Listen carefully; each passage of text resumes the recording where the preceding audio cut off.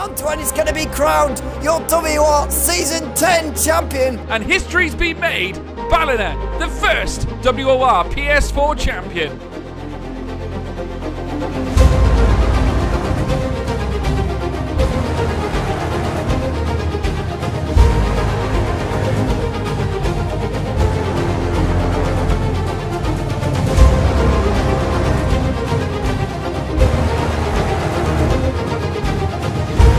What a championship, what a season.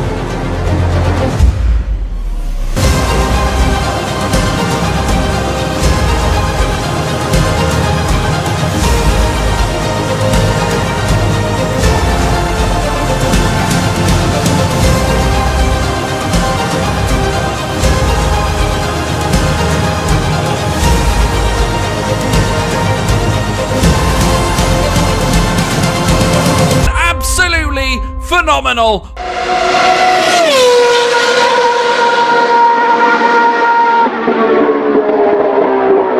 Good evening, everybody, and welcome along to World Online Racing League PC Tier 2. This is round number 2. We had the glitz and glamour at Bahrain last week at a night race, and now we go away from Bahrain and we head to Suzuka for the Japanese Grand Prix, a circuit which has produced many title titles in the past, but I'm sure we're going to have some classic action here tonight. My name is Jess Ball, one of your commentators for this evening, and joining me in the commentary box this week and for the rest of the season, we got an Xbox WR commentator years gone by from Tier 3 last season. It is Germo. How are you doing?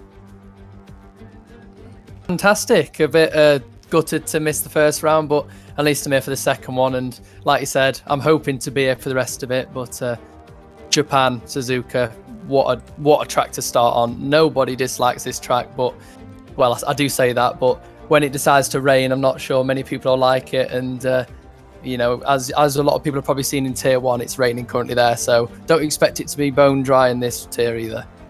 Definitely not. Suzuka has hosted the Japanese Grand Prix in all but 2 years since 1987. It was originally a test circuit and was constructed in 1962. It hosted Honda motor cars there as well. And it's most famously known for its figure 8 layout in Sector 1 with the S's and also 130R. Let's hope the drivers don't get caught up in incidents there today, of course. The track is 5.8 kilometers long.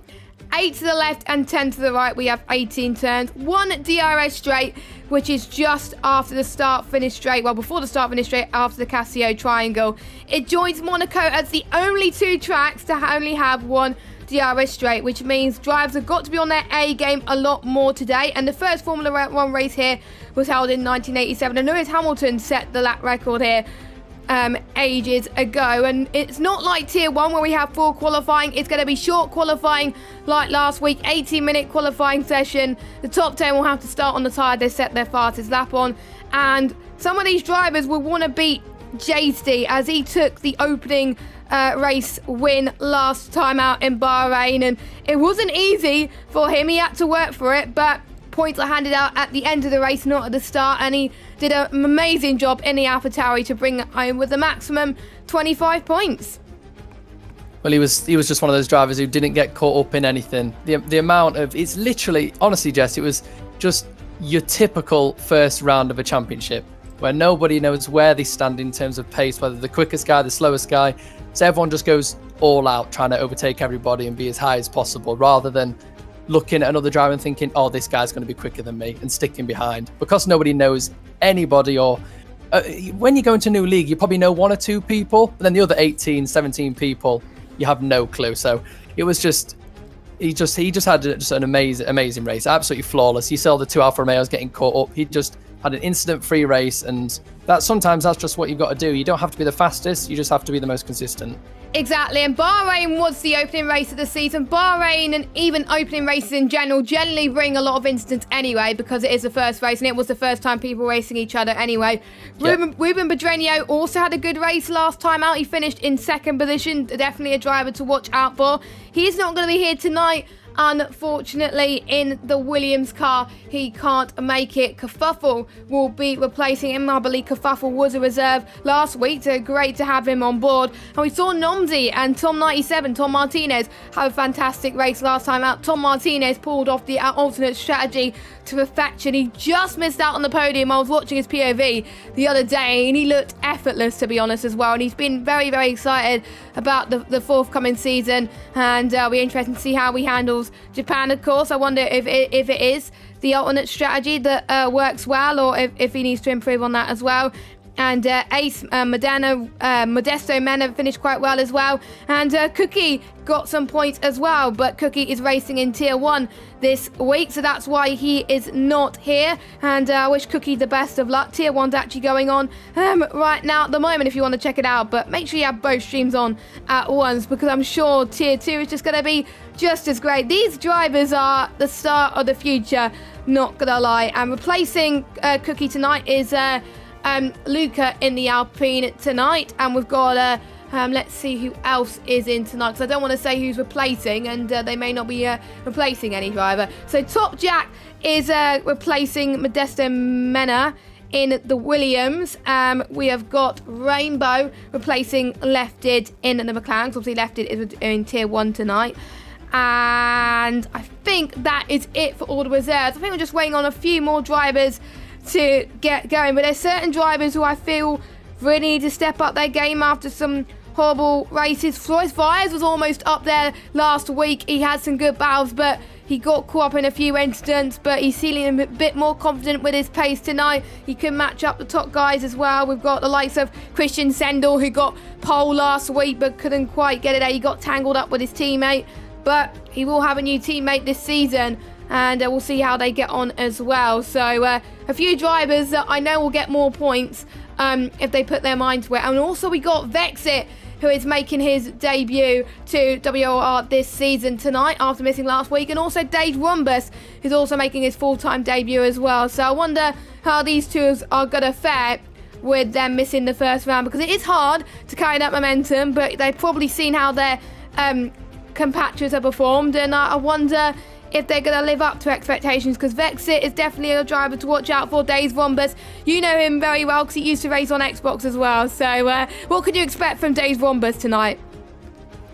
You see a lot of drivers where they'll be consistent and not so quick, or quick and not very consistent, but he's got all of it. I remember it was in Tier 3 on Xbox, and the first half of the season he was absolutely nowhere. And then all of a sudden I think he got 12 podiums in a row, and it was just his pace is, when he's on it, he's on it. And I seem to remember the Japan race last season, I think he won that one, so expect him to be somewhere near the top, definitely.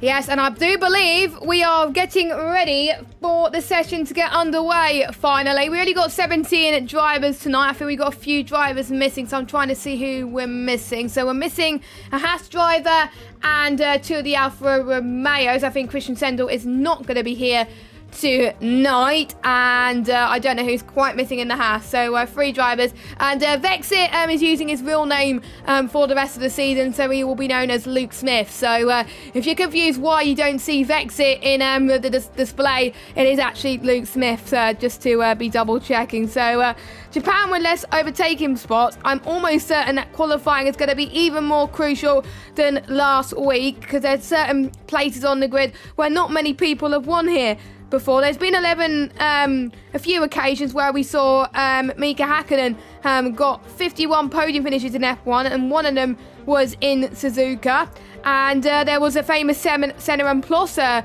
collision in 1989 where Alan Prost originally won, but then it was Senna that won eventually in the following year in the first lap collision. So Senna kind of returned the favour there as well. And also in 2000, Schumacher won his first Ferrari title as well. And there was just great moments. We may see some history here tonight as well.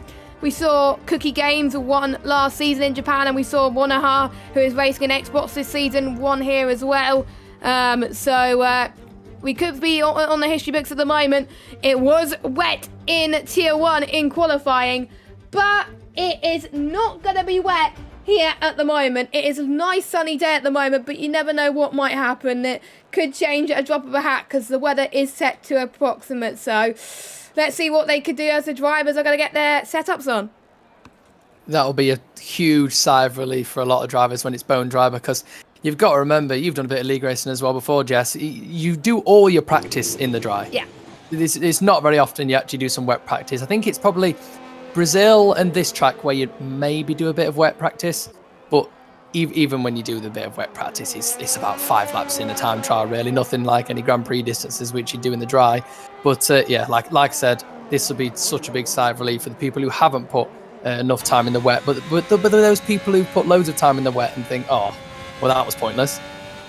Yeah, exactly. I know some people are rain merchants and just want to have to be rain all day and every day, but there's some drivers that are like, can we just have dry all the time? I'm kind of a bit of a mixture, to be honest, and you got to be prepared for anything, really, because if you're not, then you're probably not going to have a consistent season, and if you want to be in the top tier in WOR in the future, then you just got to have a setup that works for you. Now, everybody's gone on the soft tyres apart from Topjat and Tom Martinez, so I'm assuming it is going to be a dry session, because otherwise a lot of more people will be on the soft compounded tyres. Well, I'm riding on board with Oscar now, as we're probably going to go on the board with a hot lap very, very soon, as we're starting to see people make their way into Sector 1. Now, not many people are on the track right now, and there's nobody on the inters, obviously, unlike Tier 1, because obviously there's one qualifying session where you have three sets of the softs and 1 set of the medium tyres.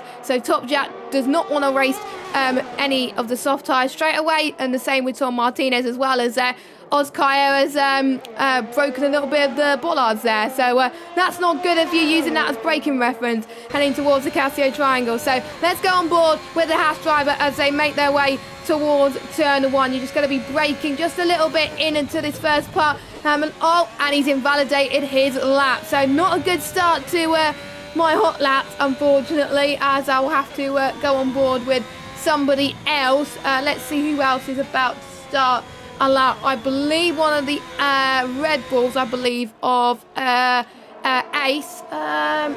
No, actually not Ace. I'm sure I did see one of the Red Bulls on a lap.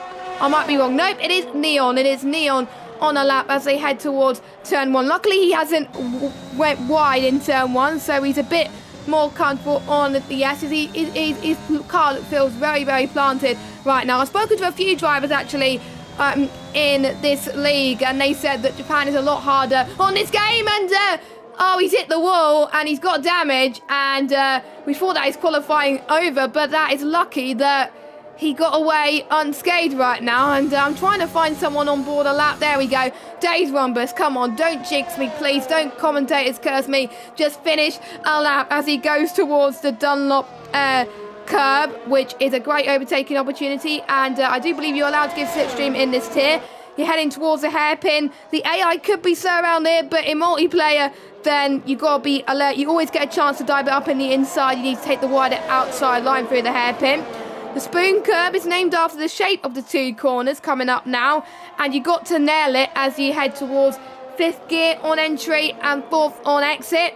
And squirt the throttle a little bit. You don't want to be on the power too early. You go on up the hill as you head towards the infamous 130R. Some people could be brave to get an overtake one here. I did see people try to go around my inside in 130R in some league races from mine. Not good, because I'm not usually that good around here. Heading towards the Casio Triangle now, and Dave Wombers has not let me down. He's actually done a lap, and it is a 127.3, the first driver to get a lap time on the board. Yeah, it's always just important. Usually in the short qualifying sessions, you get about three runs in usually. You can usually take a bit of time in between, but when you get to tracks like Spa, you've got to be really quick, get in, get straight back out on a fresh set of tyres. But always the first run, just get a lap in. Just don't invalidate it, just get something in. So even if you do maybe get crashed into, you crash out yourself, or don't get any more laps in, at least you've got that one lap. Even if it puts you 15th, for example, it's better than having no lap and starting last. Yeah, exactly. And if you want to get stuff done now, you may be qualifying in, I'll say, P8, P9 compared to if you're starting at the back as well, because I know we're on strategies around here. I tried it. It's not ideal. So they want to be qualifying as high up the grid as they possibly can. As Vexit, also known as Luke, has gone on the top of the timing sheet. I think we are expecting 126s, 125s today from some of these drivers. I think probably about a few more attempts when the track is most grippiest. I think we'll see as well. JC's last week's race winner is in second. Jeffrey in third. Josh, who'd also did quite well, comes across the line in fourth position, and I think we're just waiting for an Alpine to come across the line. That is, I think that's Luca that I was trying to go on board with. Nope, he's diving into the pits, as we do have a yellow flag. I believe that's, I thought that was Rainbow, but no, that's Dave Rombus that is heading into the pits. Quite a few invalidations already. I do believe Flores Vias has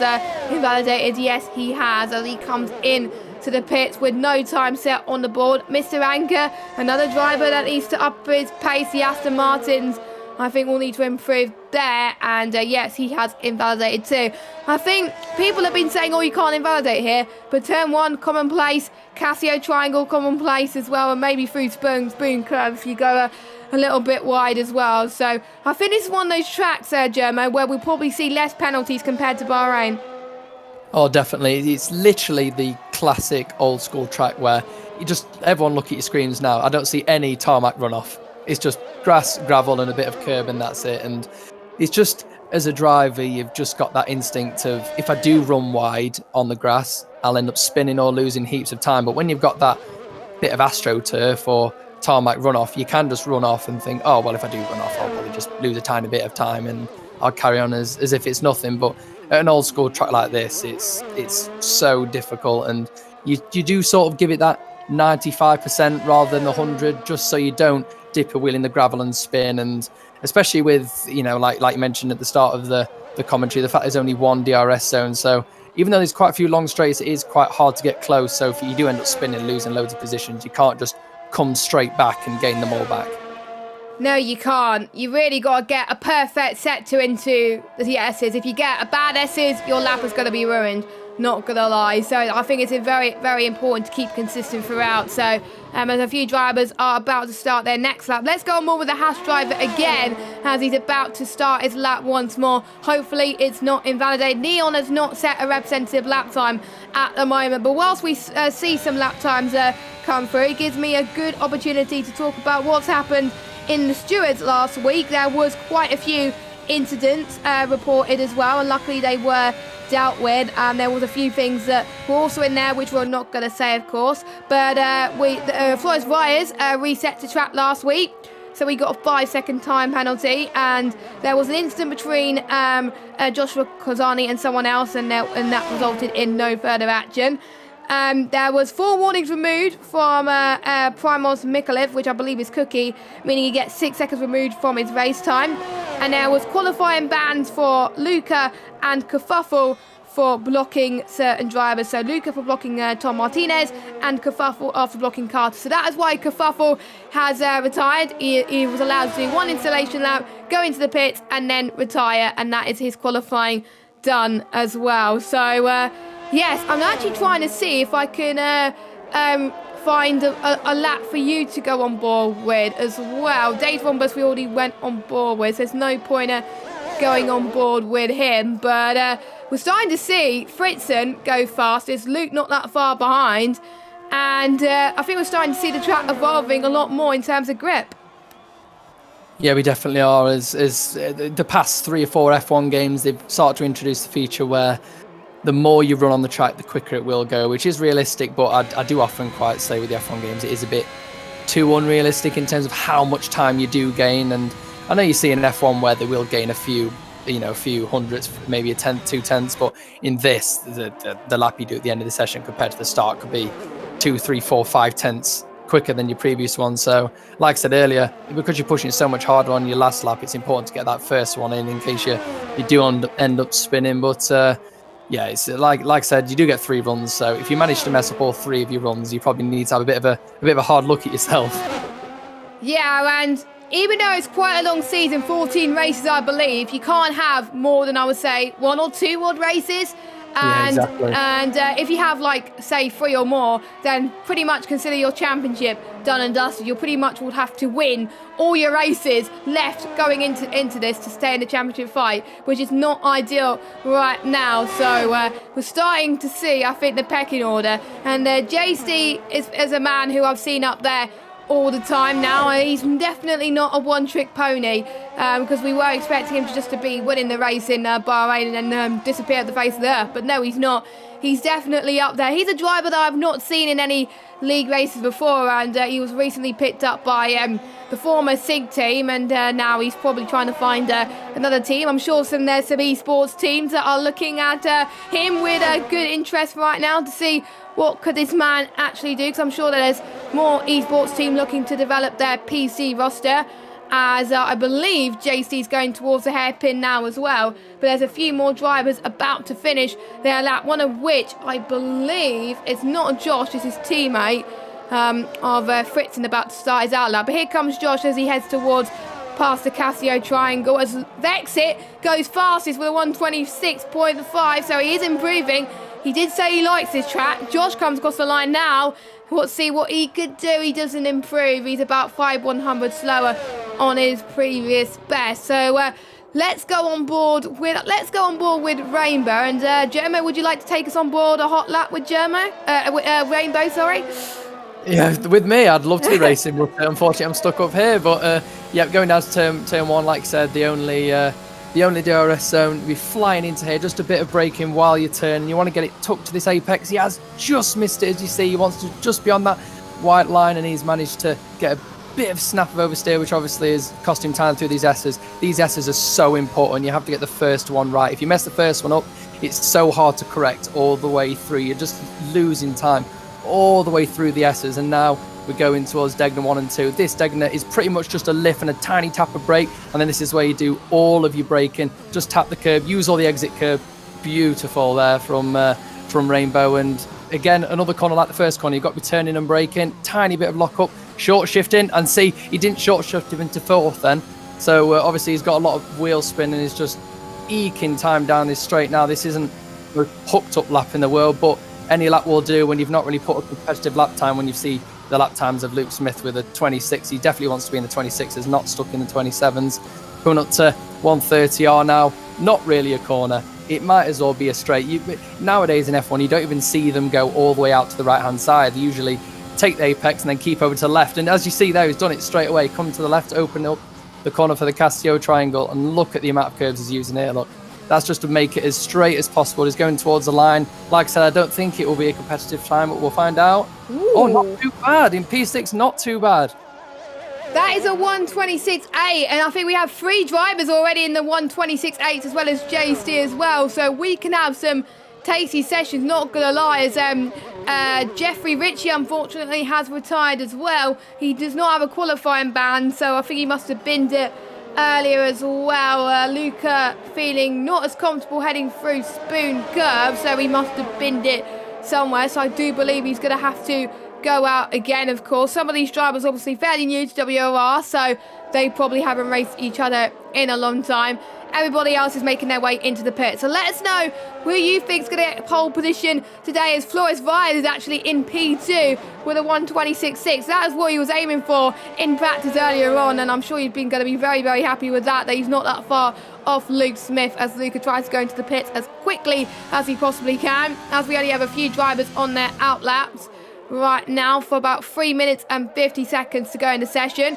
You want to be really going within 2 minutes, I would say, with 3 minutes to go, in order to actually set your final lap in time, because otherwise you're going to be in trouble. Everybody is selected the soft compounded tyres for their final runs. Well, it is to be expected, because you would rather want to be going either for a soft hard strategy, or some people could try for a soft to medium strategy. Luckily, the Tier 1 guys had free tyre choice for their session. We don't have that luxury, because obviously it is a dry session, but who knows, there could be rain on the horizon. There has been some rain races. Don't forget, in 1994, when the race was actually split into 2 parts, don't remember, and I think it was Michael Schumacher that won this first part, and it was Damon Hill that won the second part by, I think, a lot, and he won by 3.6 seconds overall, which allowed Damon Hill to take the race win, and he able to close the gap to Schumacher by 1 point. So that could go very, very frantic right now. So we're seeing more people setting their final laps. Let's hope we don't get a Monza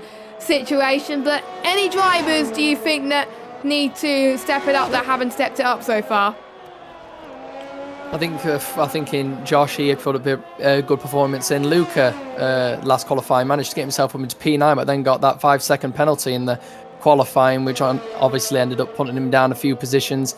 I think just having a clean qualifying for Luca would just be a lot better this time, because you can be as quick as you want, but if you're constantly spinning or making mistakes, giving yourself those five grid drops, there's no point in being, pushing and being. Ozkaya there just crashed on the exit of Degner 2. I was trying to figure out who that was, but yeah, that's pretty much his qualifying over. 2 minutes left, no wing. He's not going to be able to get back to the pit lane and get that fixed and get back out again. Nah, that is a shame as well. But he's retired from the session. But I think that might have been on purpose. That might have been on purpose. I don't think you're allowed to do that, but I think the stewards will probably look into that. But I have to say, Nomsy and Neon, I think, will need to step it up a little bit. Anchor as well. Everybody else will probably just need to find a few more attempts, and they should be absolutely fine. People are just getting heat into their tyres now and about to go for one final run in this beautiful Japanese circuit. A track, I think, that is going to produce something excellent, something cool. Even though some people think it's not a good track to overtake, I think this is where the most risk is taken, and some more battles going around the outside, especially into turn 1.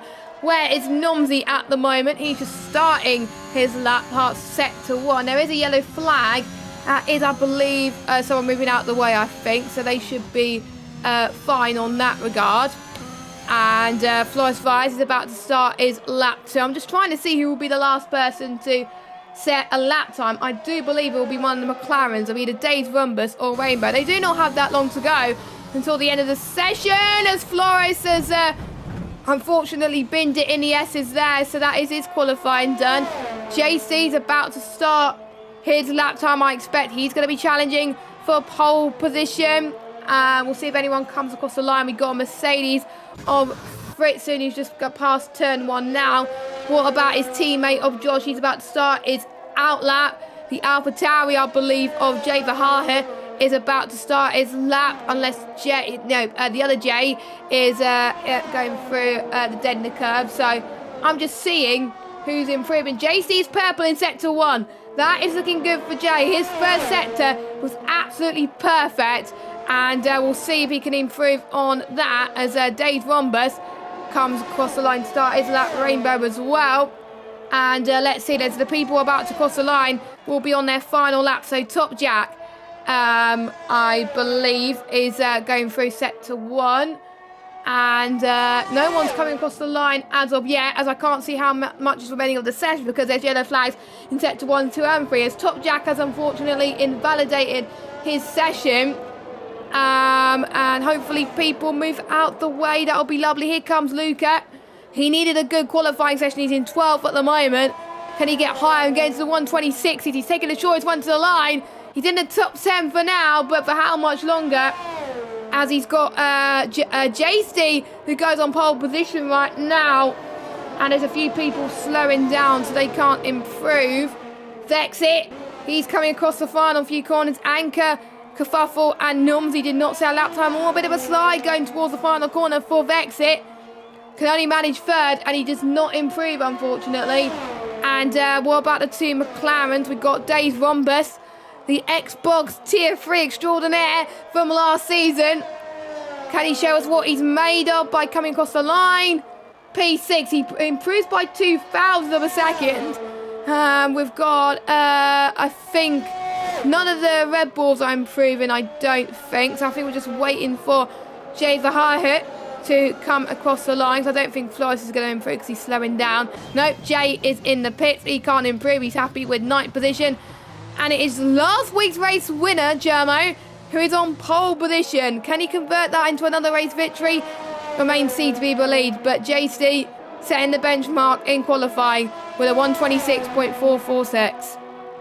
Well, he, like you say, he he didn't get the pole last time out. He ended up getting a P5. So if he can get the win from starting P5, I imagine he can get a win from starting first. But obviously that's the best position to start in the opening laps, though. So crucial. Try and break that DRS. So the guys behind find it a lot harder to actually close up to you and make that overtake. Like we said, it is quite difficult to overtake here, but yeah, those opening few laps are going to be so important for him.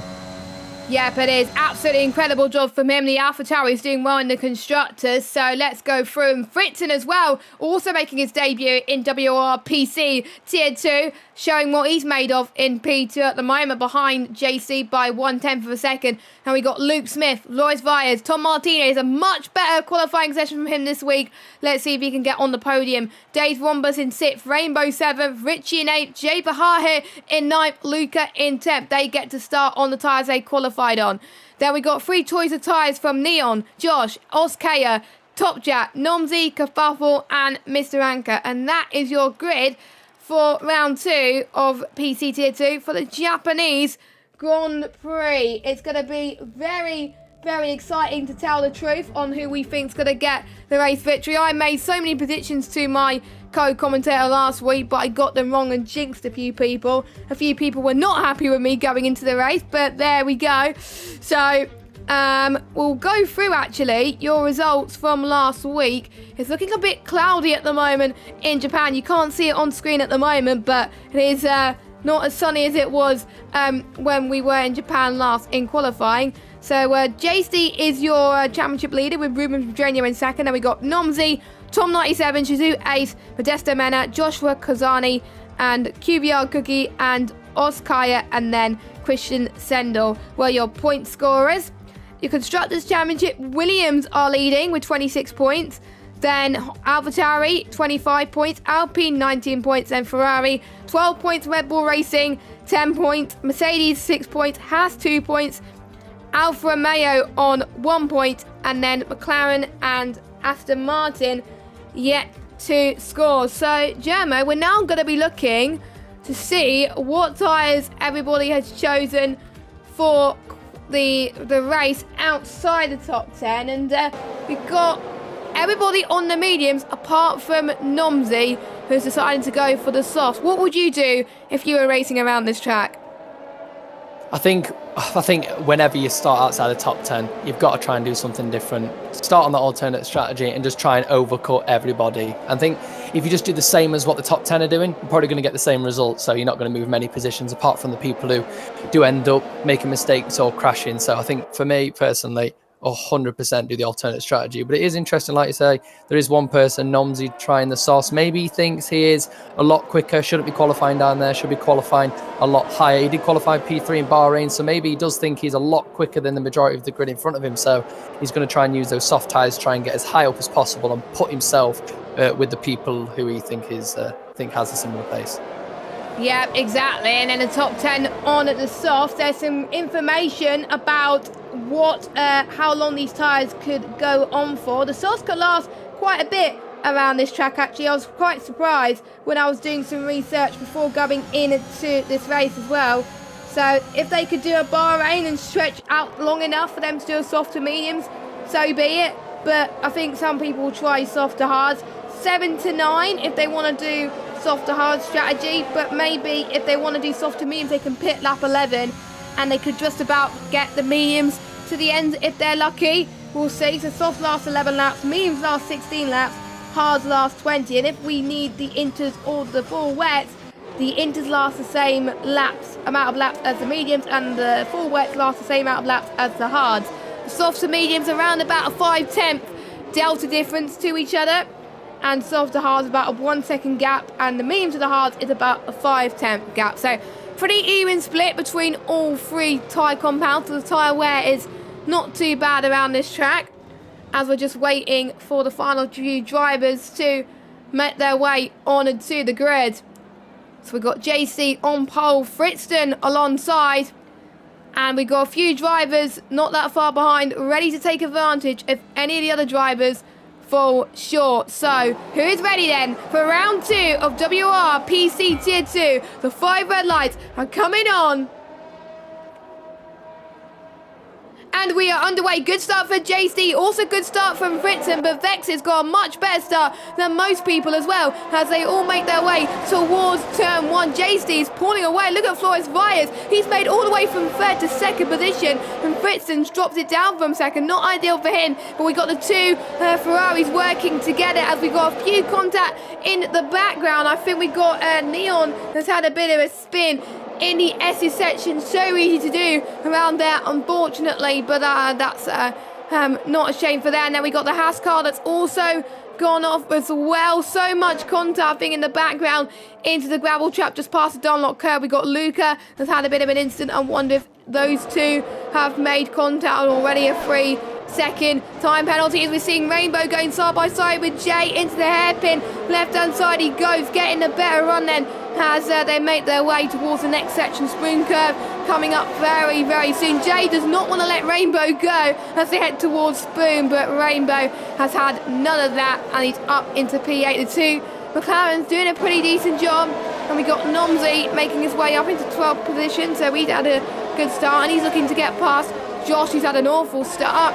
Fritz and his teammates also had an awful start as well. Tom Martinez looking like he's gone past him into 1.30 yard. Can he do it?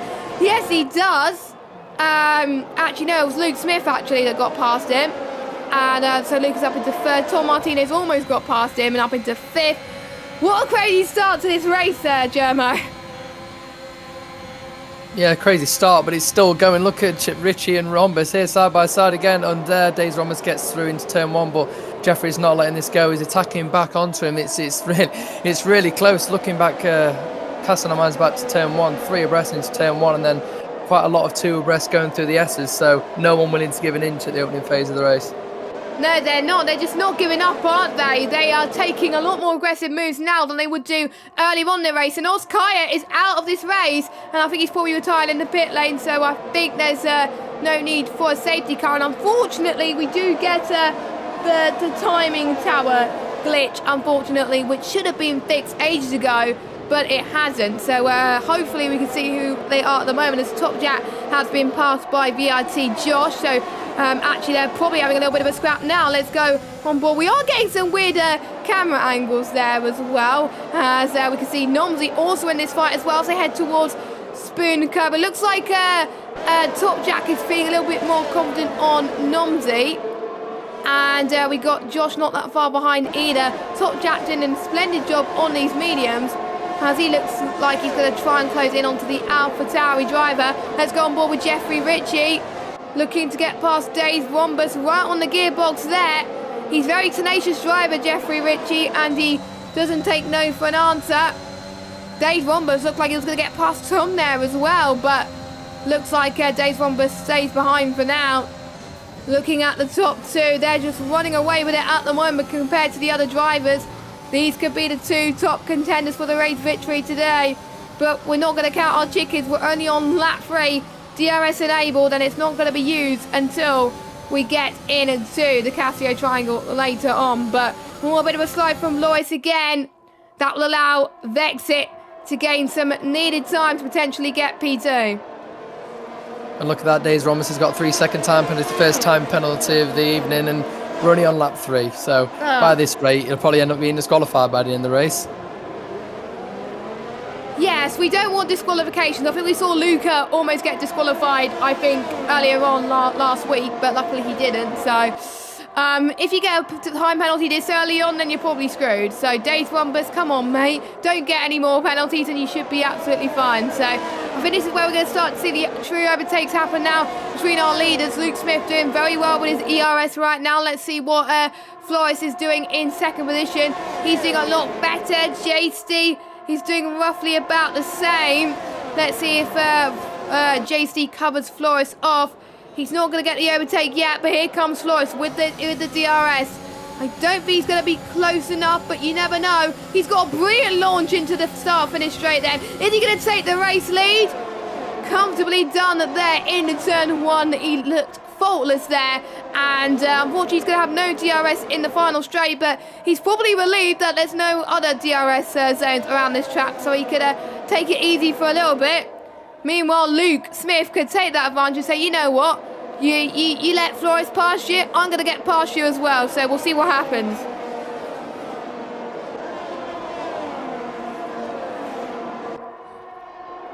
And let's see what Luke could do into Dunlop. Well, past Dunlop anyway. And I think he just about has the edge in the hairpin. Maybe. No, he does not. I think we got the other Ferrari of Tom Martinez not that far behind as well. 4/10 of a second, the drift there as well. I'm interested, Gemma, about Tom Martinez ERS. He's almost on 100%. He's just probably waiting for the perfect moment to use up all the battery and don't drain up too much, because in Japan it's one of those races where if you use up too much earlier on, you're pretty much gone. So that's probably what Tom is doing. And Gemma, we just seen Luca that's just retired from the race. Yeah, it's not a very good start. He didn't have a very good race in Bahrain, and to continue like this is obviously not what you want. It's so hard where you have one bad race and you're just trying to make up for it, and sometimes you can just push too much and end up just screwing your championship over, really. But going back to what you were talking about, Tom Martinez, yeah, look at his ERS compared to Fritzen's, and here, look, if you see him now, he's got slipstream on him, straight past him, easy. He had 80% going into that corner, and Fritzen had, I think it was around 50, so that just shows he's got the pace, and he didn't even need to use ERS to actually get close to him, just to make the overtake. Brilliant stuff from Tom. One place shy of a podium. The two Ferraris actually doing a lot better than last week's. I think we had only one Ferrari in the top 10, whereas I think this looks like a very strong pairing in terms of constructors. So both, I would say both almost evenly matched. Obviously, for those of you that don't know Tom, he is a Veloce content creator who does splendid things for the community, and he still league races as well, which is a great role model for other league racers that want to start out as well. And he's improving week in, week out, and he's looking to go back into top tier racing one day. But this is a perfect platform at WOR and at PSGL to find his footing a little bit. I've seen him in the last game get one title in one other league as well. He could add another one to his name. But his teammate looks like he's going to get JC as well, as Flores actually pulled off a brilliant gap towards everyone. Luke could get him towards the Casio triangle, then go to the left-hand side. JC with a perfect switchback and defence of dreams here. And JC's trying to break that slipstream, but I think there's nothing that JC could do, I think, but we'll see what Luke does. Can JC close the door? JC's actually going to go for the move. Oh my God, Luke's going to try and go around the outside. Is he actually going around the outside into the S's? That is crazy. Exit. What a move.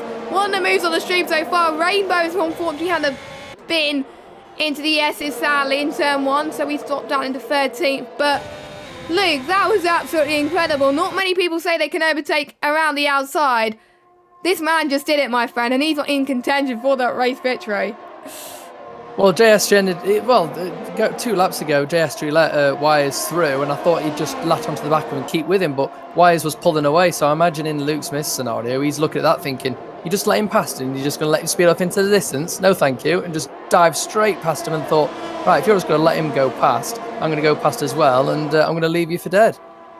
Yeah, I know. I'm sure Vexit was watching JC's and Flores Vire's battle in the distance as well, and he saw that he think he could get past, but JC was challenging him right now as well. I say Luke Smith is the fastest guy on track right now, because he's closing into Flores Vire's like a hawk right now. He was held up by some of the guys, but now he's able to have some clear air between himself and JC. He should be absolutely fine. But looking down the rest of the grid, we got Nomzi, who I would say driver of the race so far. He started 14th, I believe, and now he's up into 9th. So already in the points, because don't forget the top 10 do score points in WOR, and 25 points to the race winner, 1 point to 10th place. Just like in Formula 1, just keep it nice and simple and he should be absolutely fine. And this is the point of the race where if the drivers want to go for the hard compounder tyres, they're going to be thinking about pitting right now. But I'm almost certain there was a few discussions that most people were going to do soft to medium, so they are going to go for the gamble like they did last week, and why not? I like people taking gambles in this league. You don't want to play it safe at times, because you are fighting for a potential esports seat in the future, and maybe a tier 1 seat in the future as well. And Nomsley almost looking good on the hairpin as well. These drivers who are still in this race, apart from Rainbow that had their spin, they're all evenly matched. They're all in one DRS train, which is pretty incredible. If one person makes a mistake in this train, it will allow more people to potentially gain some moves. I'm sure a lot of drivers will be taking advantage of this undercut. In particular, if you're like Jeffrey Ritchie, for example, right in the middle of this train, you've got some dirty air, which is not going to help you. Let's watch Nomsley, though, as he makes his way past into 130. I don't think he's a little bit close. He's not that close enough, unfortunately. Is anybody going to dive it into the pits? Floris Vyers stays in. So does Luke. JC stays in as well. None of them are budging, so it looks like, Jermo, it is going to be a soft to medium strategy for our soft runners. Yeah, definitely. I feel like if you want to go for the hard, you want to be pitting now, and seeing so many people start on the mediums, I feel like everybody is going to be doing the soft medium or medium soft strategy. Going back to what you just said earlier, it's quite interesting. Just look at the gaps on the left-hand side. Nobody's outside a second of another car apart from Rainbow at the back of the grid. And you got to remember, if you're in the middle of two cars, you can't just go for whatever move you feel like, because as soon as you make a move and it doesn't pay off, you fall into the clutches of the car behind, and then a second gap opens up to the car in front, you're out of the DRS, and then you're just falling back like you mentioned. So you just got to just size your opponent up, see where he's weak, and then when you see the chance, you need to seize it so you're right on the back of the car in front of him so you don't lose that DRS. Yeah, and I think Floris Vyers is probably the only one, apart from Rainbow, who is in a disadvantaged situation because he has no DRS, but he's pulling away like no tomorrow, and he's handling the pressure. I know some drivers do have their engineers as well in the party with them, so they've been given tips on how they can best approach this race. And we do know this race can sometimes throw in a safety car. We've seen it in many other leagues around this track. WOR has played victim to a lot of safety cars around Japan. I did watch a few of them last season, especially around Xbox. So it could mean a lot at the moment. None of these guys are still budging at the moment, but look at Jeffrey Ritchie on a beautiful run, getting past Dane Rhombus into the start-finish straight then. Is Dane Rhombus not going to make Jeffrey's time look easy?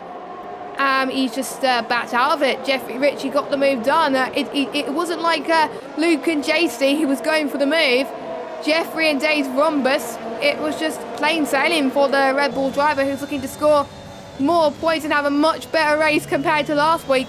And it looks like there's a much cleaner race as well. There's hardly been any instance from the top guys as well, so hopefully a much easier night for the stewards in terms of Tier 2, because there was quite a few instances last week. And I think Fritzen has also dropped out of this DRS train as well, so he's going to suffer from Jeffrey Ritchie as well. Don't be surprised if we can see another move from the Red Bull driver as Fritzen falls out of DRS.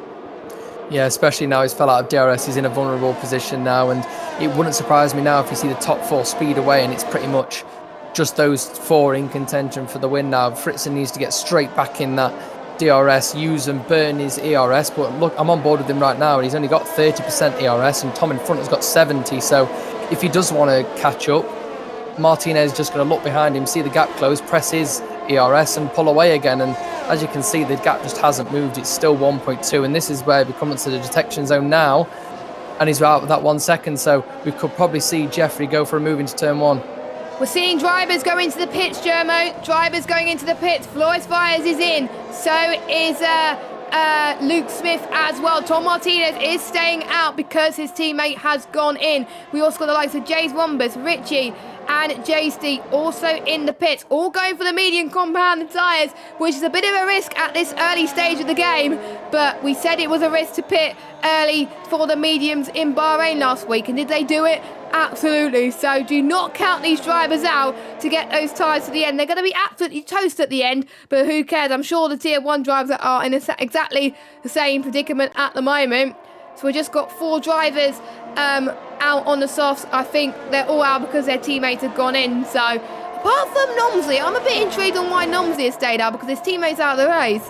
I understand why the other 3 drivers are still out to cover off their teammates, but why is Nomsley and Fritzen out, I wonder? Maybe they just feel like the softs are much quicker right now, but you can already see the mediums runners who are staying out for a long time, including our alternate strategy leader, Top Jet. They're starting to catch up.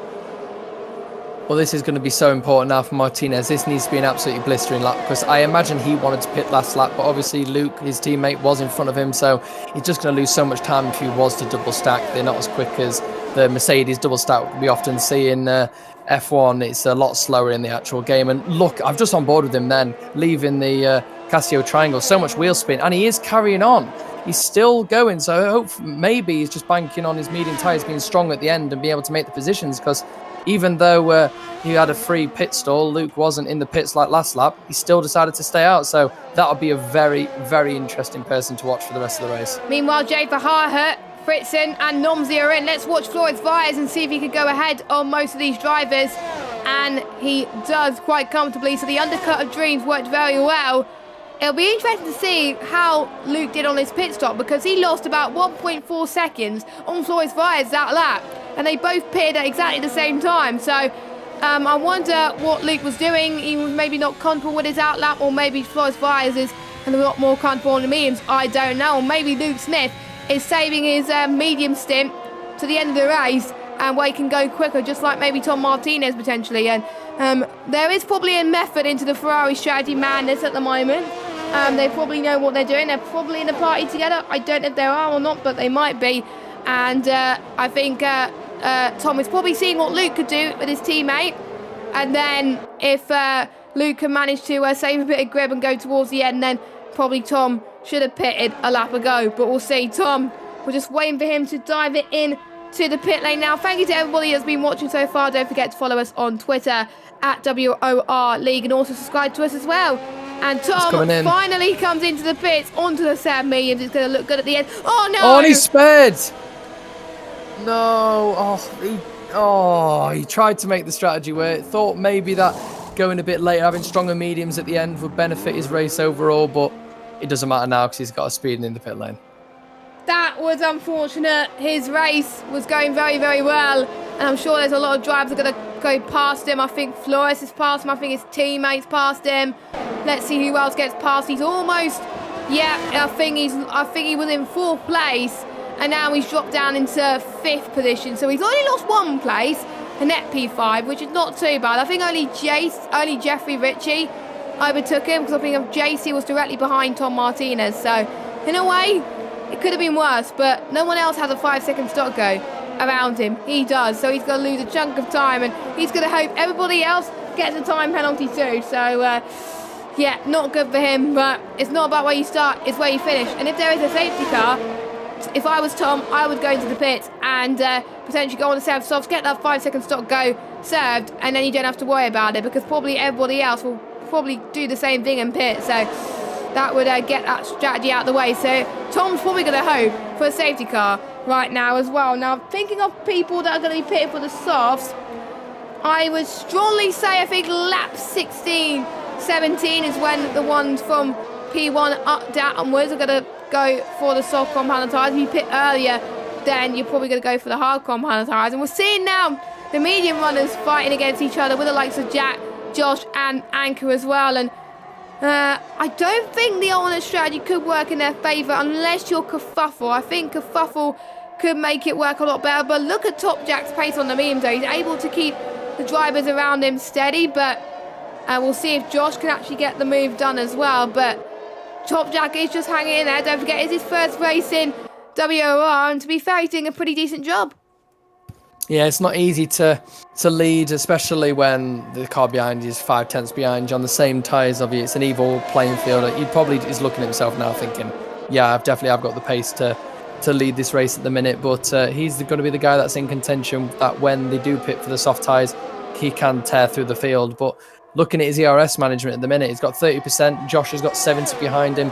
And if they do have someone else in the party spectating this race as well, that's got to be so important for his engineer to tell Josh, listen, you've got Jack in front. He's only got 30% ERS. You've got 70. You need to get past him before the pit stops. Yeah, I think that's why we saw Floris Vyers and Luke Smith made those passes on the likes of JC and the Red Bull driver earlier on, because they were able to nail it and had more ERS to play with as well. So that's going to benefit the likes of Josh massively compared to Top Jack. I think Top Jack was trying to defend from some of the drivers earlier on in the race, and I don't think he's going to have enough not to last until the end, because there's one bit where he's not harvesting as much, he's not recharging, so that is not going to be good. And I think the only place he's probably recharging his battery is through the heavy braking zones. Heading in towards the hairpin is probably where he's going to gain, and maybe the S's as well, where he gains a little bit. Now we're riding on board with Nomsy right now in 11th. He's just got past Fritzen into turn 1. Again, an easy DRS move, as I have to say as well. He's catching up to Tom Martinez. I believe Nomsy has also got a time penalty. I believe he's got a 3-second time penalty. As all, Fritzen's had a bit of a slide there. I do believe Jay could potentially get past it very soon. Jay is hoping to get some points. He was on course to be getting points last week, but he had a little bit of an incident last week. Jay is one of the drivers in this tier that is also a WOR esports driver, so their team are watching Jay with high interest at the moment.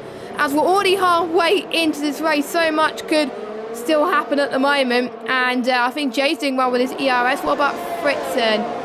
22. So it looks like Jay is in a similar situation to Fritzen, but he's not able to close up a little bit too much. So I wonder if Jay also has an engineer as well, and I'm sure Jay's engineer will be telling exactly the same thing, except to Fritzen, Jay, Fritzen's got less ERS than you. You got to get past as well.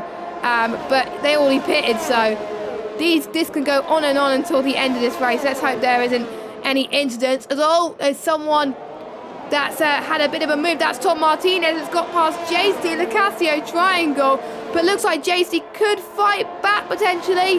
No, not quite. Not enough DRS. Not enough DRS and ERS. No, as Tom is now into 9th place. He is showing why he wants to gain as many positions as he can, because he wants to get rid of that deficit. He means business now. He wants that podium. 5-second time penalty or not. Yeah, Tom will be driving angry. He'll be seeing red at the minute, not because he's in the red car, because he's absolutely fuming. It's so irritating when you get speeding in the pit lane, because majority of the time you brake where you've usually broke before, and because he's obviously gone longer on those softer tyres, they're going to have really, really worn rubber, so the braking distances are going to be a lot longer, and it just broke that tiny bit too late. Sped probably by a few miles an hour, and 5 seconds considering what he's gained is absolutely nothing. But like I said, he's going to be driving angry now. He's going to be absolutely tearing through the field now, trying to gain up the time he's lost in the pits. Yeah, Rainbow's got a 3-second time penalty. He's down in last position at the moment, but he's still keeping going, of course, and keeping steady. And Dave's Wombus as well, also with that time penalty as well. And if you do have a time penalty, it could cost you, as Top Jack still stays out. But Josh goes in into the pits, and that is an early stop from Josh. And is he going to go on softs? Yes, he is, again, a lot earlier than I would have thought. He's been held. He's been held. He got held by the passing Red Bull. Yeah, he has, which is not good. I think it will allow the likes of Top Jack to probably go ahead of him later on, but Neon has come in as well. I think Neon will be delighted that he probably, Josh got held as well.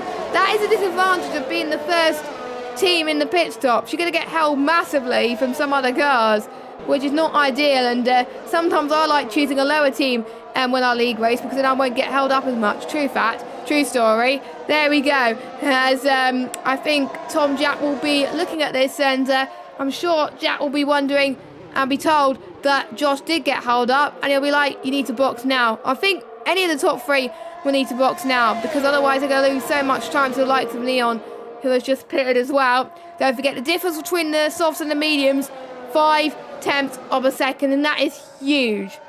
Huge at this stage if you're on all mediums, because that'll be a second increase if that's the case, but not much difference if you the likes of Floris Vyers, for example, or the likes of Luke Smith, which Luke has unfortunately run out of DRS, so he's not going to get past Floris, but he's just gained on it and past 130R, so that was the time he definitely needed so far. And Top Jack and Mr. Anchor go into the pits. Kerfuffle stays out.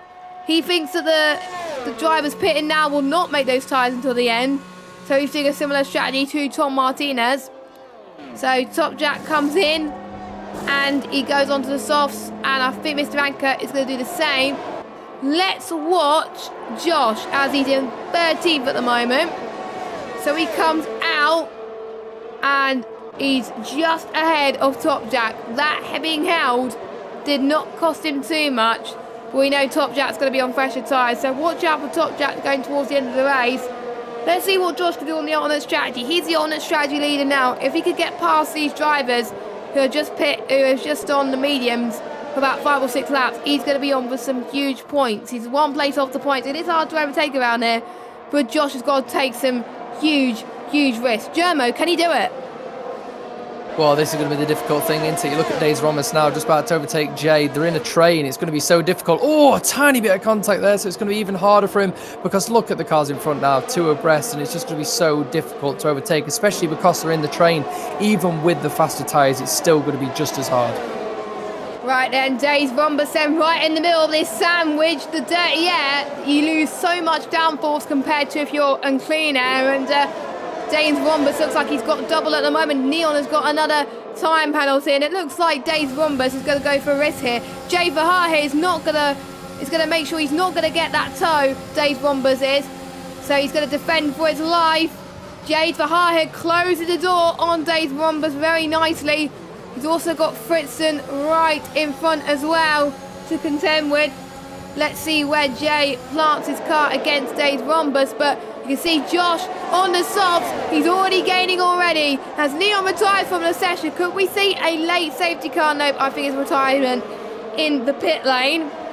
So that's unfortunate for Neon. So we're already down to 3 runners. I think we lost 3 runners last week as well. So I think we kind of matched up that. Unfortunately, Neon couldn't quite get past Days Rhombus, but he could get past this lap. I think he's a bit worried at the moment because he's a bit anxious, like, I want to get past, but he's just not. Could this be the hairpin opportunity that he's looking for? At this moment in time, they're going up the hill.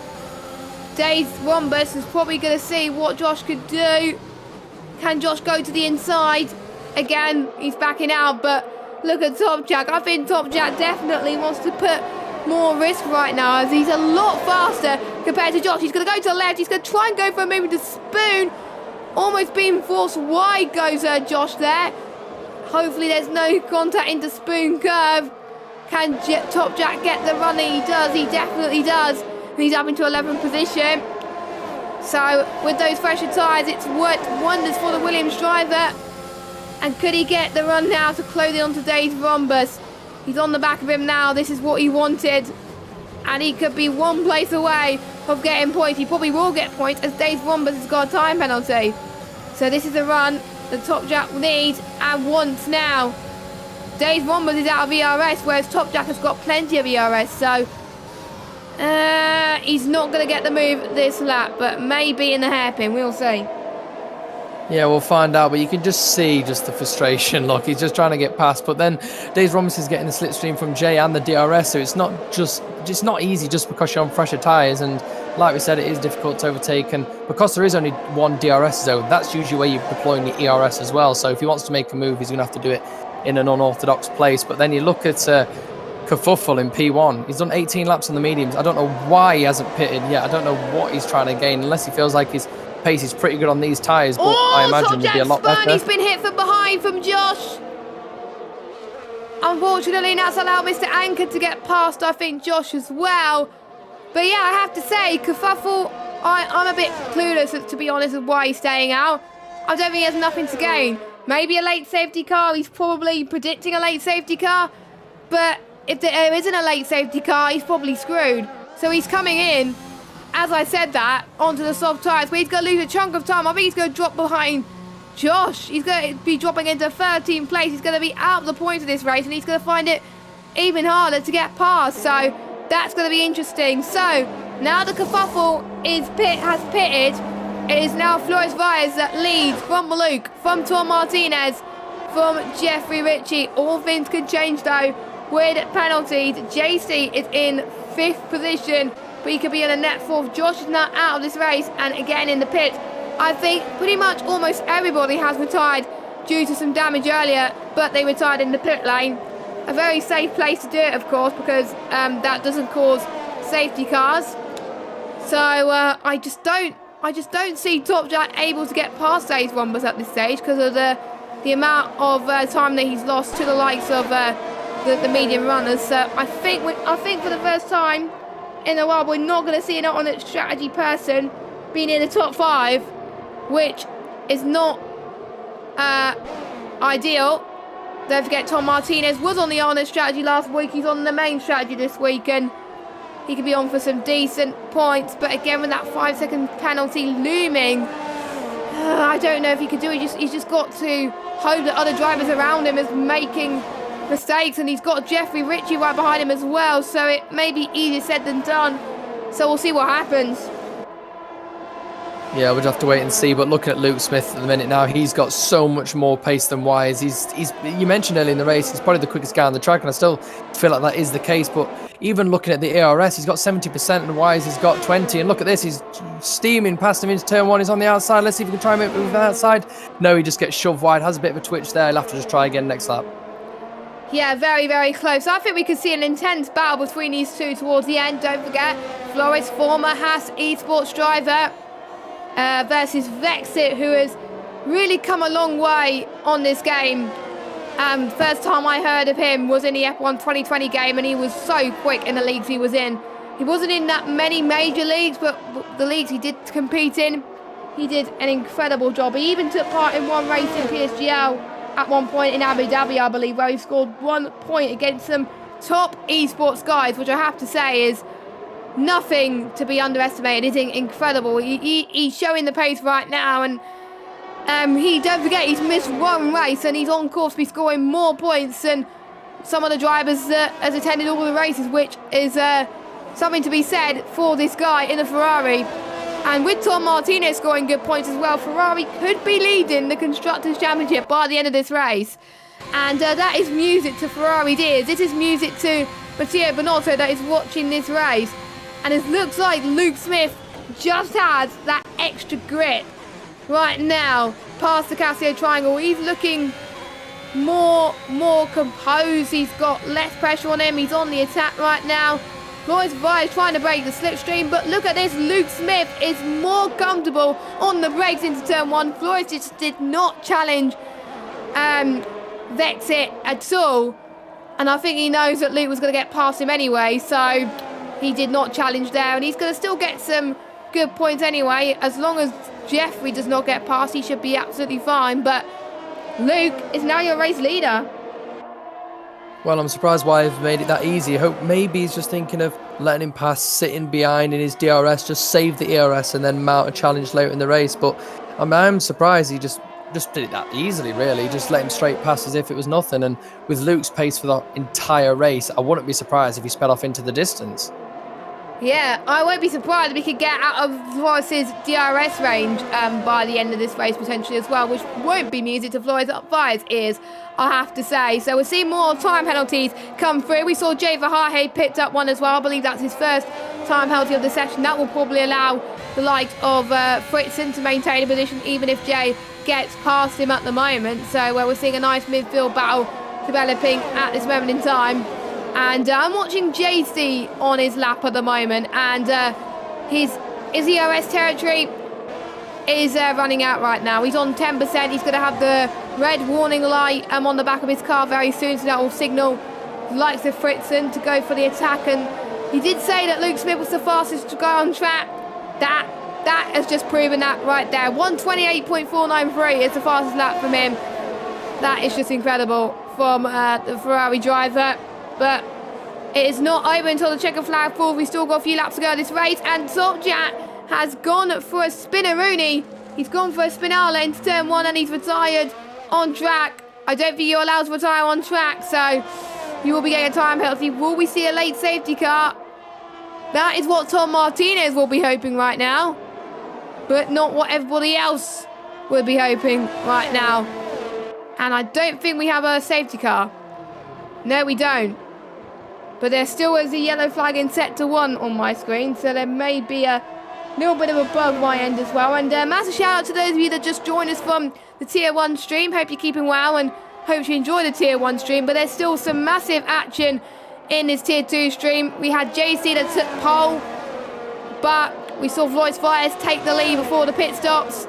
But a moment ago we saw Vexit, also known as Luke Smith, take the lead from Floyd Fires quite comfortably into turn 1 a lap ago, and he has never looked back. He's gained a few attempts on Floyd Fires this lap, But Flores Vyers has gained a bit on Jeffrey Ritchie behind, so I think Flores is just concentrating on keeping the drivers behind more than Luke, to be honest. But he still knows that the race victory is not over, because he may see that Luke may over push too much, and then Flores could go back on him on the final few laps. So this is going to be very, very exciting. Let us know in the chat, guys, who you think is going to win. Is it going to be Luke or is it going to be Flores Vyers?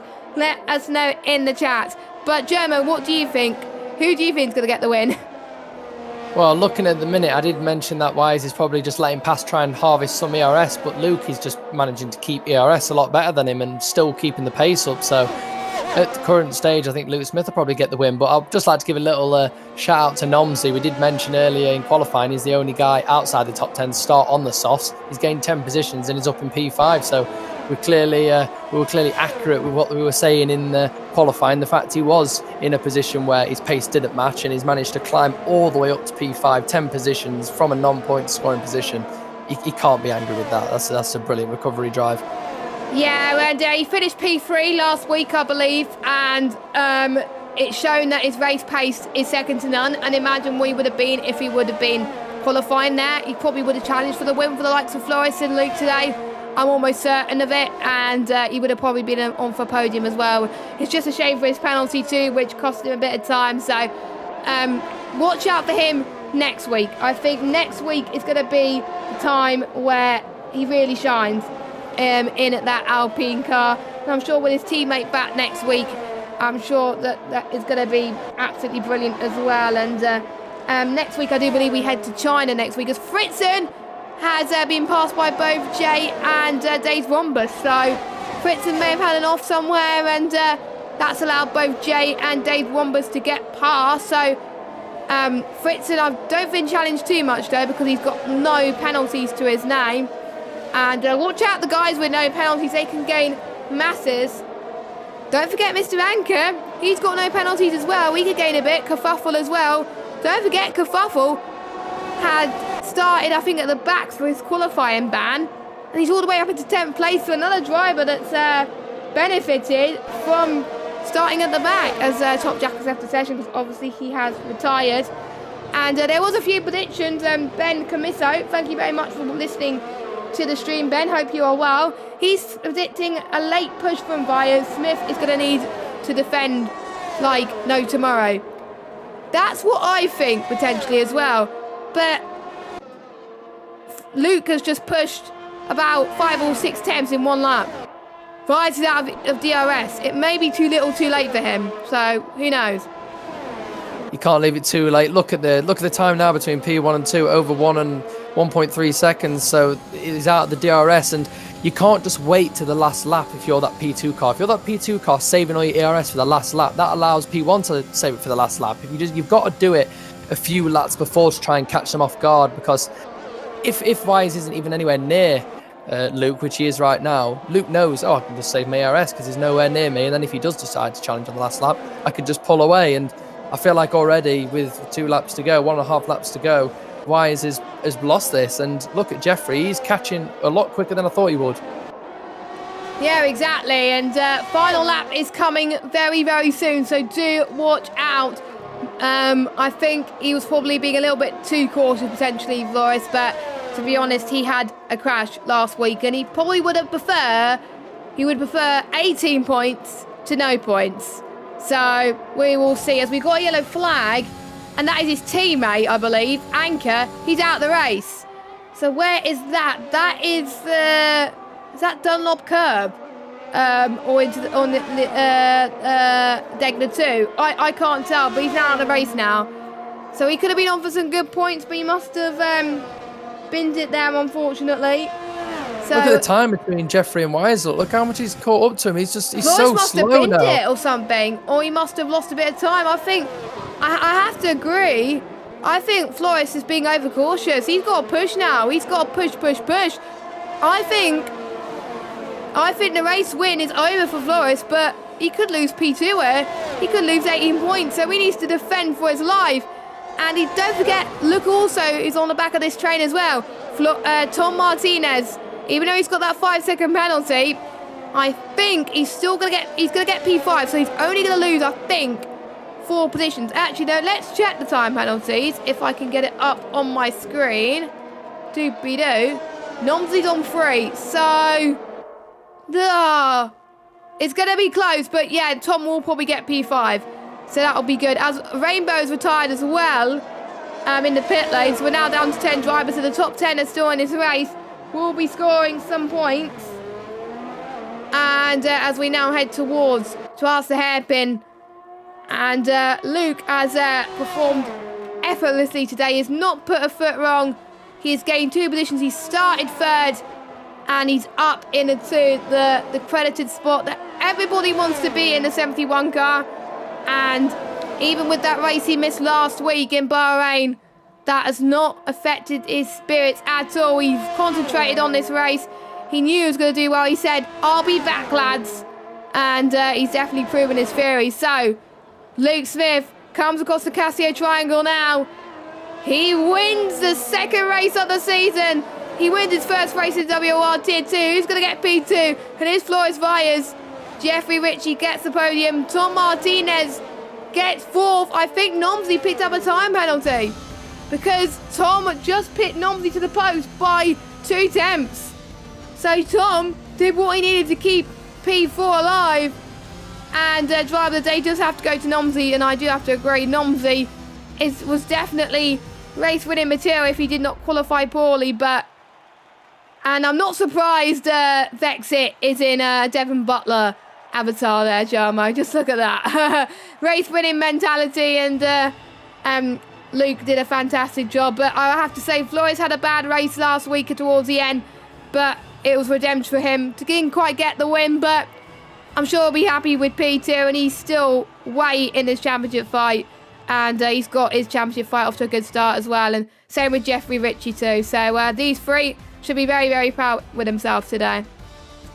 Yeah, definitely. Especially after qualifying. Looked like JSD pretty much had that race with his 1/10 lead in qualifying. Everyone else was so close, but he sort of just eked out that bit of extra pace in qualifying, and JSD was absolutely nowhere, and those 3 drivers were there to capitalise. I think Tom had a lot of pace, probably could have got an easy podium if not for that time penalty, but like a lot of the other guys, once you get down in that train, it is really hard to overtake. Yeah, so let's go through your results then. So Luke wins from Flores Valles, from Jeffrey Ritchie, Tom Martinez, Nomsey, JC, Fritzen, Kafuffle. Kafuffle, after starting 16th, makes his way up into 8th. Incredible stuff. And Jay Vahar here kicks off his points in a good start by getting 2 points. And Dave Rombus starts his WOR campaign this season with 1 point. And then your retirements are Rainbow, Anchor, Top Jack, Josh, Neon, Luca, and Oskaya. So that was a pretty fun race. I really enjoyed that, and hopefully we could be hearing from the drivers from the interviews. And I do believe also at the end of this, due to Tom Martinez scoring well, we could see a change in the lead of the constructors. I think Ferrari could be leading the constructors by the end of tonight, which I have to say that is pretty good. I'm sure both of these drivers are pretty happy that the other drivers scored well. Yeah, definitely. It is a team effort, the constructors. You can't just have one driver off the pace, especially with it being tier 2 as well. Obviously, the standard in this league is absolutely amazing. So you've got to have both drivers firing all cylinders. If you got one guy half off the pace, that's not going to do. And like you said, I think, yeah, Ferrari are definitely going to be leading the championship after this. So the pressure will be on them for the next race. Yeah, so I'm going to try and see if we could get the top 3 in. So it was Luke, and then it was Flores, and then it was Jeffrey. So hopefully, if they are watching, hopefully the waiting for interview worked today, because it didn't work last week, unfortunately. So Jeffrey Ritchie is ace, I believe. So should do ace interviews. I think we got 2 interviews last week, which was good. So hopefully we can get all the top 3 in as well. And I think when we head to China next week, I wonder what the drivers will be making of some of the drivers who just hit the ground running from day one, like Luke, for example, and like some of the drivers like Tom as well, which got another P4. He likes his P4, doesn't he, Tom? But I'm sure he's gutted to miss out on the P3, but we will see. And I need to tallying, waiting for interview. And I just had word from Flores' engineer that it was a mistake he made in the final few laps, which costed a bit of time, and it allowed Jeffrey to catch a bit to him as well. So that's what happened. So, nope, we can't drag him in. That is annoying. I'm guessing that isn't fixed. So I think, Jermo, we're going to go into the waiting for interview box, if that's all right, and grab and join him. So, are you ready to join that box? If he's here, we will go in. So, congratulations, Luke, on your debut WOR Tier 2 victory. That was a good fight you had with Flores Fires for the last few laps. Tell me, how does that feel? Oh, can you hear me? Yep, I can hear you. All loud and clear. Okay, cool. Yeah, that was a really nice race. Qualifying wasn't quite as good as I'd wanted. I lost some time in the last sector on my last lap, which would put me probably front row. But yeah, it feels like a really nice victory to come from third on the grid, fourth in turn one. Yeah, just really nice pace, really good race. So GG to Flores and Ace. Yeah, talk us about your qualifying session as well, because obviously last week you weren't here and this week you were only hitting the ground running this week as well. Were you expecting to be up near the front, or did you have a lot of work? Did you think you would have a lot of work to do? Did you exceed expectations, as it were? Yeah, I wasn't expecting to win this race at all. I was aiming for, like, if I was lucky, maybe a podium, but top 5 was probably my aim. Coming into it, so maybe next time I should be a bit more ambitious. But yes. Yeah, quali, I think it went quite well for me for the first 2 runs. Just made slow, gradual improvements, 0.7, then 0.5. It wasn't, like, neither of them were perfect laps, but they were like solid laps. So, yeah, it was looking pretty good until the last run. Threw away time in the last sector, like I said, but yeah, good race. Also, hi Flores, GG. Yeah, we'll speak to Flores in just a second, but your pitch strategy, I think you nailed on as well. Did you ever have the plan to go for the undercut as well? Because you saw your teammate was right behind as well. So since you had that priority in front, was it the main course for you to pit first and get that undercut on the likes of Flores, for example? I was expecting to. I thought Flores would go on for another lap because I don't know about him, but my tyre wear was actually pretty low. I think I had like 50% only coming into the pits, so I was pretty happy about it. I was going to go for an undercut because I know from last game that it's quite a powerful strategy. But yeah. When Flores went for it as well, I thought I'd probably better cover him off, because being undercut is not something you want to do. Got held in the pits a little bit, but thankfully I had a lot, like basically a full battery to push to get back into DRS with, and then regroup and go for an attack later on in the race. Yeah, brilliant stuff. So we're going to move on to the next race, which I believe is China. What are your plans going into that race? Are you going to aim for another P1? Well, now that I know that I can win races, that's probably the aim. China, it's a solid track for me. Not the best track, but it's fairly solid. So, yeah, looking to hopefully get maybe another podium at least. And if I can push up for a win, that'd be awesome. Nah, you're getting the win. You're getting the win. Are we going back to our Renell days where I have to say I'm winning, or else I don't get to play Among Us or something? We might have to get to that at this stage, but who knows. But congratulations on kicking your WR campaign to a great start. P1 as well, and you also, your teammate scored quite nicely as well with 4th place. So good start for Ferrari this week, and best of luck for next week. Right then, so I'm going to pass it over to Germo now, who's going to be interviewing the man who came across the line in P2. So, Flores, it looked like you had the early pace at the start, but then it just felt like as the race went on, Luke sort of took over in terms of the quickest driver, and then it looked like you made a bit of a mistake at the end, which obviously cost you a lot of time. And I just want to know What was it like? Was it just struggling with tyre wear? Was that the reason why you dropped off in pace at the end, or was it just you just felt like you just weren't as quick? Nah. Well, I'm gonna talk to a race right now because the start was brilliant from P4 to P2. That was amazing, and then just basically follow. I don't know who was in front. I think it was Luke as well, who was in front. So I was trying to follow him, and when I saw the opportunity, I was going for the move. And then I wanted to be in front to control the race. Just drive my own pace.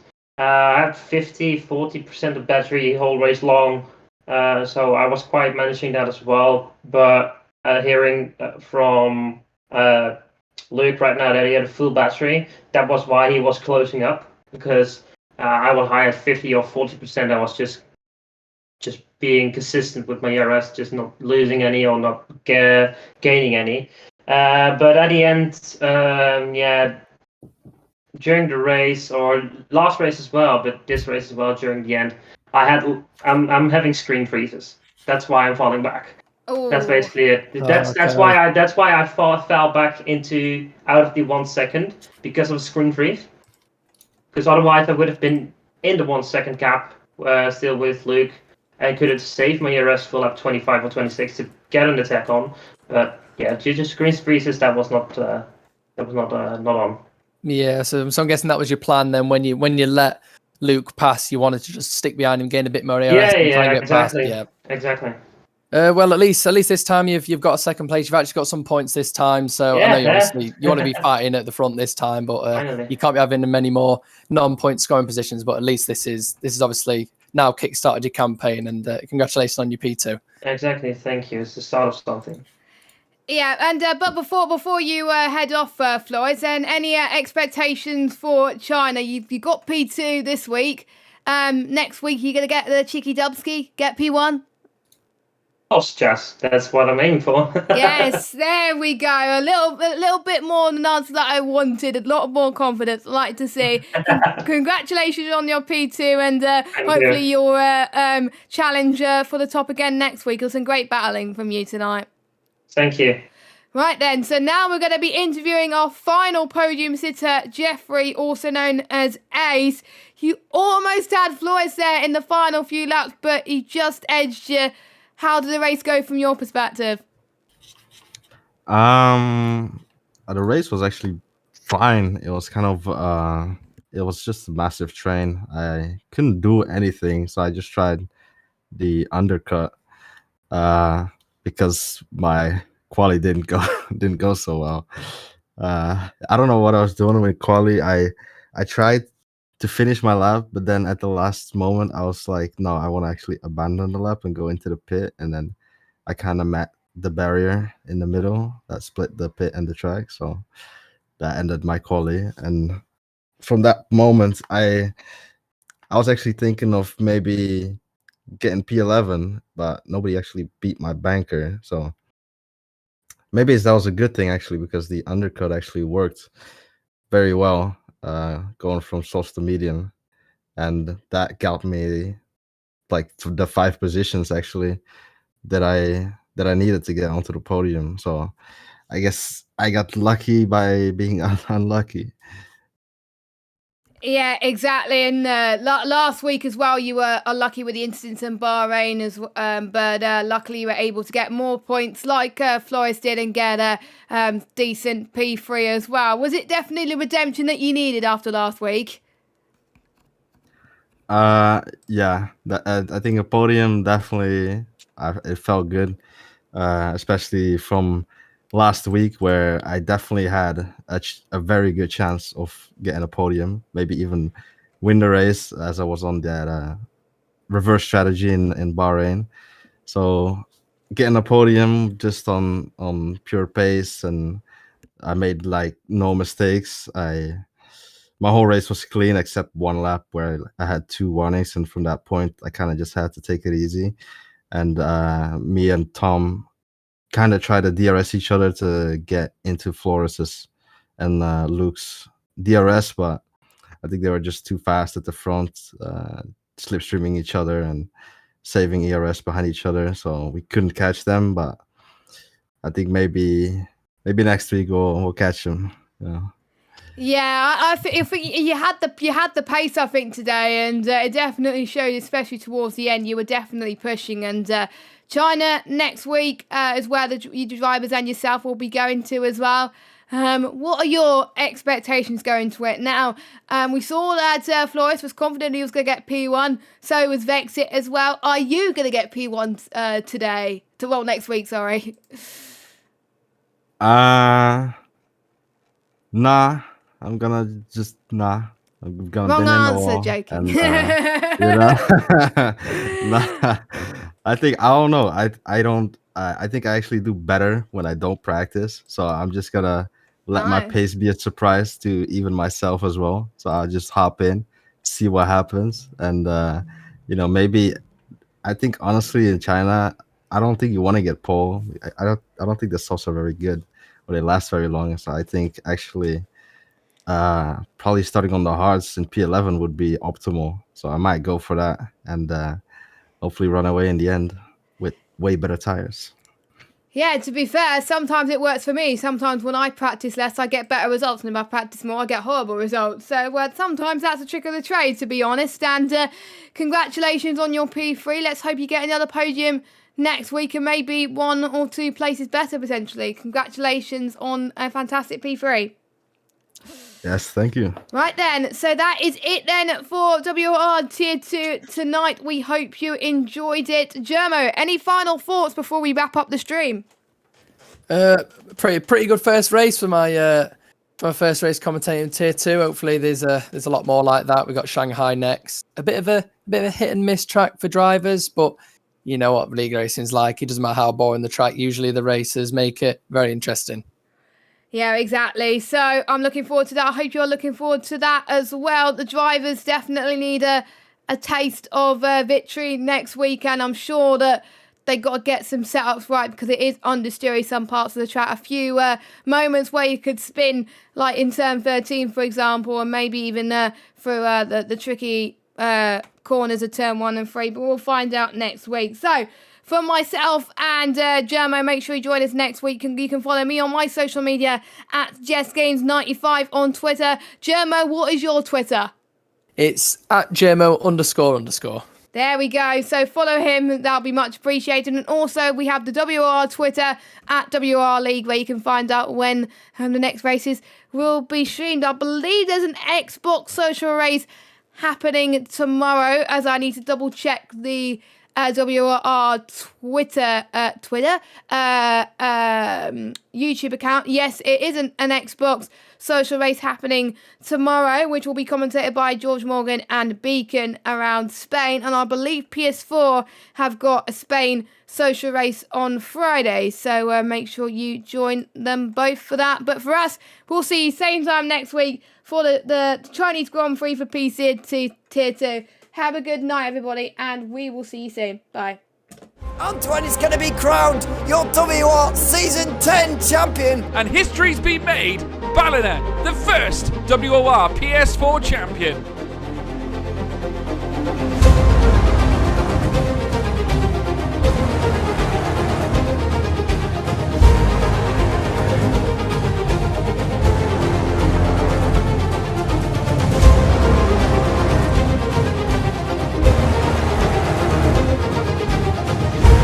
What a championship! What a season!